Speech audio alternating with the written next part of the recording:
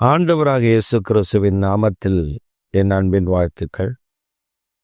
இந்த காலை தியானத்திற்கென்று நாம் தெரிந்து கொள்கிற வேத வசனம் யோவான் எழுதின சுவிசேஷம் 10வது அதிகாரம் 11ஆம் வசனம்.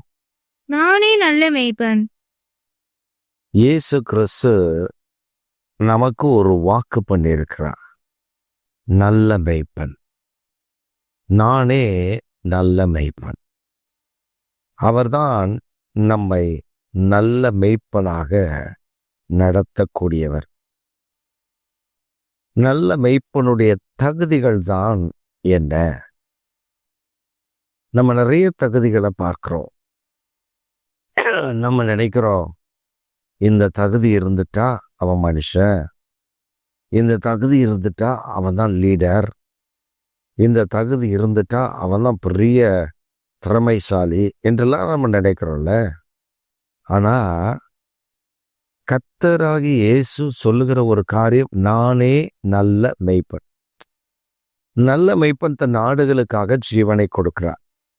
அப்ப நல்ல மேய்ப்பன்னா அதுக்கு ஒரு தகுதி இருக்கும்ல. அந்த தகுதி என்ன?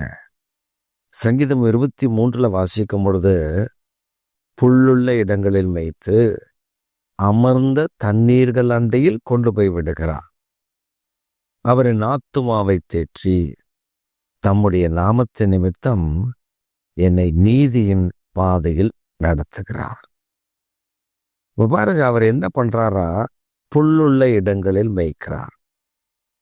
நல்ல மேய்ப்பனுக்கு தெரியும், இந்த பகுதியில புல் இருக்கிறது, இந்த பகுதியில் இருக்கிற புல் ஆடு சாப்பிட்டால் ஒன்றும் செய்யாது. சில புற்கள் இருக்கிறது, அதுல சுனை என்று ஒரு காரியம் அதுல இருக்கு, அரிக்கிற காரியம். இது கரும்பனுடைய தோகையில இருக்கும். அந்த மாதிரி அரிக்கிற தன்மை உள்ள சில புற்கள் இருக்கு. இந்த மெய்ப்பனுக்கு தெரியும், இந்த புற்களை என் பிள்ளைகள், என் ஆடுகள் சாப்பிட்டால் அதற்கு ஒவ்வாமை வந்துவிடும் என்று. அதனால மெய்ப்பன் நல்ல புல் உள்ள இடங்களில் மேய்த்து அது நல்ல சாப்பிட்ட பின்பு அதற்கு குடிக்க தண்ணீரை ஏதோ ஒரு தண்ணீரை அல்ல, அமர்ந்த தண்ணீர் அண்டை, அந்த அமர்ந்த தண்ணீர் அண்டையில கொண்டு போய் அவன் நிறுத்தின உடனே அந்த ஆடுகள் அதை குடிக்கும். இதான் தகுதி. அதை அப்படியே நமக்கு கன்வெர்ட் பண்ணா, என் ஆத்துமாவை தேற்றி.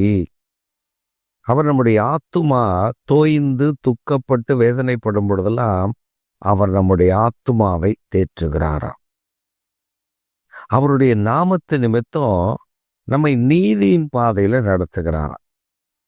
இன்னொரு தகுதி என்ன தெரியுமா?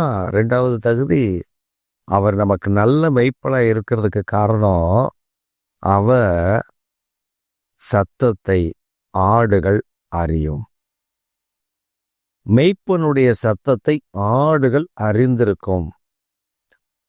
இந்த மெய்ப்பன் எங்கிருந்து கூப்பிட்டாலும் அந்த ஆடுகளுக்கு அந்த சத்தத்தை புரிந்து கொள்ளுகிற ஒரு ஞானத்தை கர்த்தர் வைத்திருக்கிறார். நீங்க கேட்கலாம், அது எப்படி? இப்ப நீங்க ஒரு ஆடு கூட்டம் இருக்கு. இஸ்ரேல்ல ஒரு வீடியோ பயங்கர பரவலா இருந்துச்சு. அந்த வீடியோவில் பார்த்தீங்கன்னா, ஒரு ஆட்டை பெயர் சொல்லி கூப்பிடுறாரு. அது மேலே வருது. அவர் அட்வான்ஸ் எடுக்கிறாரு. எத்தனை ஆடு? 11 ஆடுகள் இருக்கு. ஒவ்வொரு ஆடை பெயர் சொல்லி கூப்பிடுறாரு. அது அந்த பெயர் சொல்ற ஆடு கத்திக்கிட்டே முன்னாடி வருது. வண்டியில ஏறு ஏறு ஏறு ஏறு அப்படின்றார். அது ஏறுது, வண்டியில் அழகா ஏறுது. அந்த ட்ரக்குக்குள்ள போய் ஏறி நிற்கிது. 11 ஆடுகள். எல்லாம் வந்துட்டீங்கன்னா ரைட், அவ்வளோதான் அப்படின்ட்டு அவர் கிளம்புறார். ட்ரக்கை மூடிட்டு அவர் கிளம்புறார். இது ஒன்று. இன்னொரு காரியம் பார்த்தீங்கன்னா, நிறைய ஆடுகள் இருக்கு. இப்போ இஸ்ரேலுக்கு விசிட்டிங் போகிறாங்களே, டூரிஸ்ட் போய் பார்க்குறாங்கல்ல, அவங்க அந்த மெய்ப்பன்கிட்ட கேட்குறாங்க, உங்கள் சத்தம் மட்டும் தான் கேட்குமா? எங்கள் சத்தம்லாம் கேட்காதா அப்படின்னு. அவர் சொல்கிறாரு, ஆமாங்க, என் சத்தம் மட்டும்தான் அதுக்கு தெரியும், நீங்கள்லாம் கூப்பிட்டாலும் அது கேட்காது. அப்போ அவர் கூப்பிடுற மாதிரி நீங்கள் கூப்பிடுங்க அப்படின்றார். அவர் கூப்பிட்றாரு, ஆடுகள்லாம் திரும்பி பார்க்குது. உடனே அங்கே இருக்கக்கூடிய டூரிஸ்டில் சிலர் அவர் எப்படி கூப்பிடுவாரோ அதே போல் மெமிக்ரை பண்ணி கூப்பிட்றான். ஆடு சட்டே பண்ணல, என்னென்னமோ கத்தி பார்க்குறான்.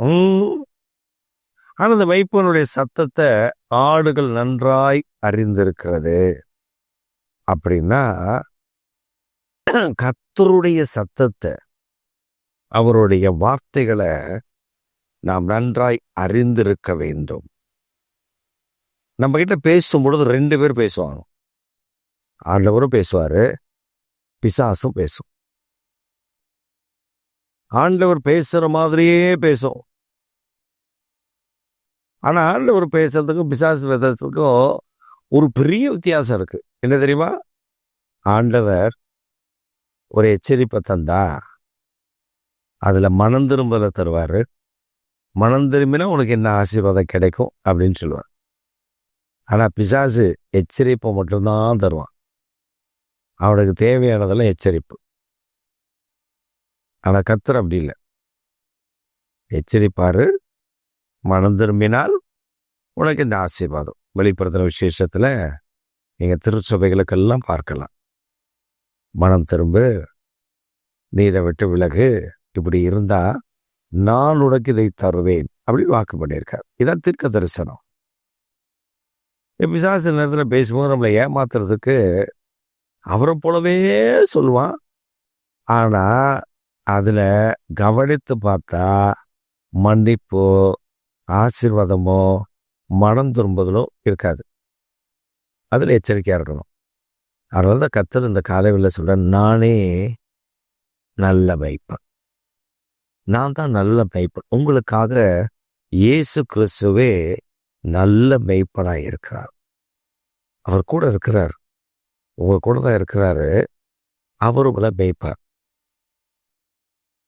உங்களுக்கு விரோதமாக சில சத்துருக்கள் எழும்புறாங்கன்னு வச்சுக்கோங்களேன், கவலைப்படாதீங்க. அவர் கூட இருக்கிறார்ல, அவர் பார்த்துக்குவார்.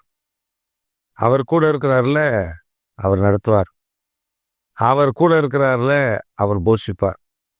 அவர் கூட இருக்கிறார்ல, அற்புதங்களை இயேசு செய்வார்.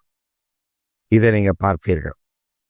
அதனால தான் சோர்ந்து போகாதீங்க, தைரியமாக இருங்க. நம்முடைய ஆண்டவர் பெரியவரும் மகத்துவமான காரியங்களை செய்கிறவருமாய் இருக்கிறார். மறந்து விடாதீங்க. கர்த்தர் நல்லவர். அவர் உங்கள் மேய்ப்பனாய் இருந்து உங்களை நடத்துவார். ஆமேன், ஆமேன்.